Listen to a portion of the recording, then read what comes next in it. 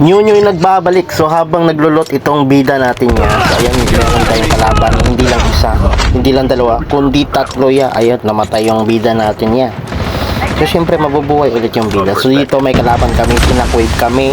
Tumalsik ako, tumalsik kami. So hindi ako papayag na wala akong mapatay. Ayun, meron na kami dito nagtatago. Nagtatago, kapaya akin na tulot mo ya. GG sa inyo, boss.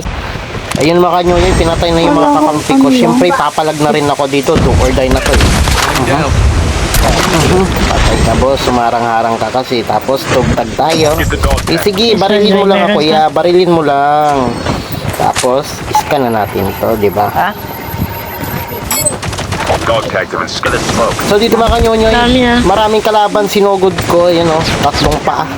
So di ko na malayan pagpunta ko dito yung meron na kami direction. So yan sinugod niya ako. Pero inapercut ko lang siya. Inapercut ko lang si Pogi. Yeah. Nice try sa'yo, boss. So dito mga kanyonyoy, may papasok. Siyempre nagtapan tayo ng smoke. Tinirahan na namin niya. Where are you going? Nandun ng Pogi. Tapos merong isang papalapit sa atin. Ano ka? Swerte. Dito sa inyo, boss. So dito mga kanyonya, hindi ko alam meron pala dito kalaban.